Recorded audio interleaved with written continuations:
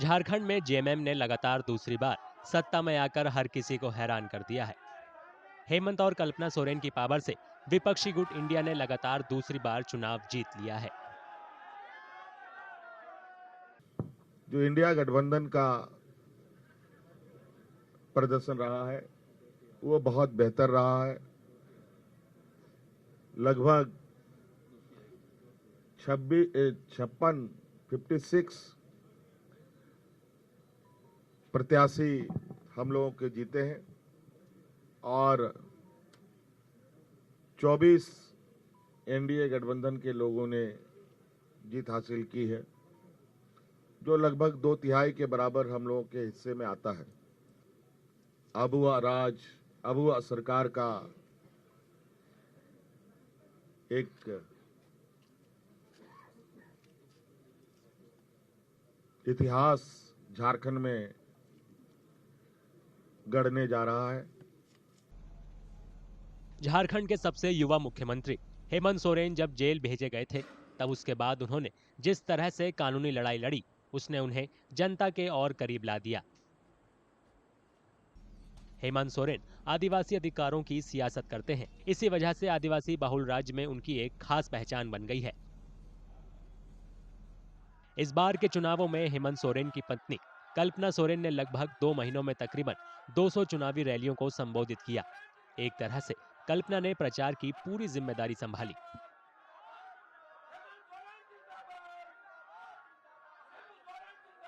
वैसे राजनीति कभी भी कल्पना की पहली पसंद नहीं थी। इसी साल 31 जनवरी को जब ईडी ने हेमंत सोरेन को गिरफ्तार किया था, तब कल्पना ने सियासत में कदम रखा।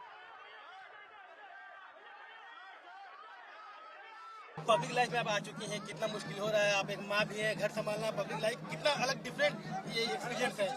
देखिए, डिफरेंट कुछ एक्सपीरियंस नहीं है। मेरा परिवार 4 जन, 15, 10, अब लाखों करोड़ों में है, तो परिवार ही है। संख्या ज्यादा है, तो जिसके लिए मेहनत थोड़ी ज्यादा करनी होगी। बस मैं तैयार।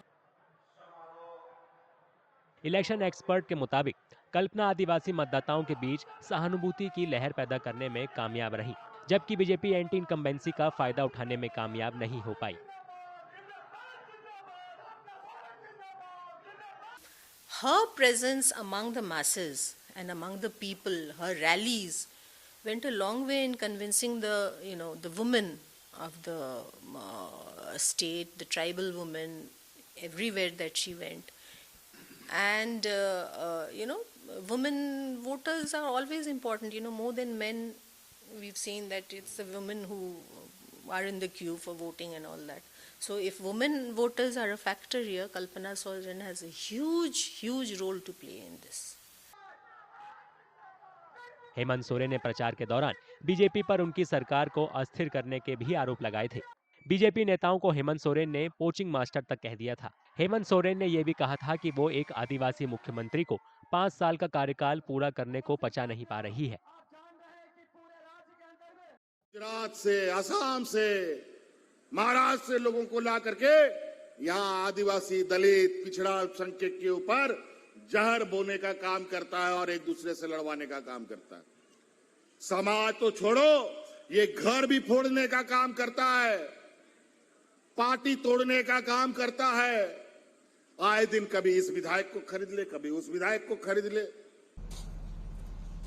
10 अगस्त 1975 को नेमरा गांव में जन्मे सोरेन का जीवन उनके पिता शिबू सोरेन की राजनीतिक विरासत से प्रभावित रहा।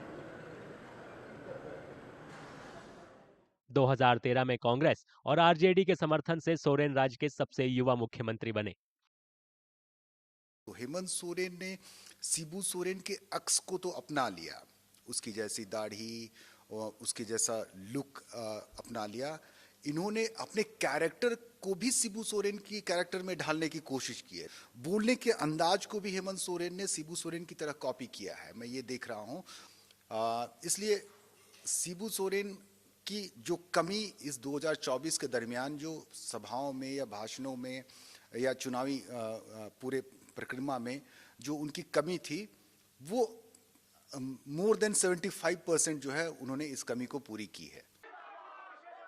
2023 की शुरुआत में हेमंत सोरेन भूमि घोटाले से जुड़े मनी लॉन्ड्रिंग मामले में फंस गए। 31 जनवरी को मुख्यमंत्री पद से इस्तीफा देने के तुरंत बाद उन्हें गिरफ्तार कर लिया गया था। लगभग 5 महीने जेल में रहने के बाद सोरेन को जून में झारखंड हाईकोर्ट ने जमानत दे दी थी। सबूतों के अभाव में हेमंत सोरेन को हाईकोर्ट ने राहत दी थी।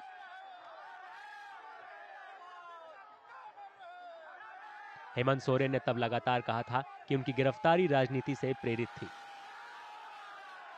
2 साल तो ये लोग हमको इतना परेशान किया है कि जब इन लोगों ने हमको यहाँ बाहर खुले क्षेत्र में हमसे नहीं सके तो हमको जेल में डाल दिया। लेकिन झूठा आरोप कितना दिन चलेगा? और आज उनकी ये झूठा आरोप हाईकोर्ट से लेकर सुप्रीम कोर्ट तक ने इनके इन दलीलों को झूठा साबित किया और आज उसके बदला हम आज फिर आपके सामने खड़े हैं। इन चुनौतियों के बावजूद राज्य की आदिवासी आबादी के लिए उनकी मजबूत आवाज जनता को बहुत पसंद आई। आदिवासी मुद्दों को पूरे दमखम से उठाना हेमंत सोरेन की सियासत का सबसे जुदा अंदाज है। उन्होंने बार बार कहा है कि राज्य की आर्थिक वृद्धि में आदिवासियों का भी हिस्सा है जो उन्हें मिलना ही चाहिए। हमारी जो सरकार है ये रांची से नहीं बल्कि गांव से चलने वाली सरकार है और इस विषय पर पदाधिकारी काम करते हैं कि नहीं करते हैं इसको हम समय समय पर देखने के लिए पूरे राज्य में भ्रमण करते हैं। तमाम चुनौतियों के बावजूद हेमंत सोरेन का नेतृत्व काफी लचीला बना हुआ है। राजनीतिक उथल-पुथल से निपटने की उनकी क्षमता ने उन्हें और मजबूत बना दिया है। जेएमएम ने आदिवासी अधिकारों पर एक मजबूत रुख को सामाजिक कल्याण पहल के साथ जोड़ा है और यही झारखंड में उनकी जीत की सबसे बड़ी वजहों में से एक है।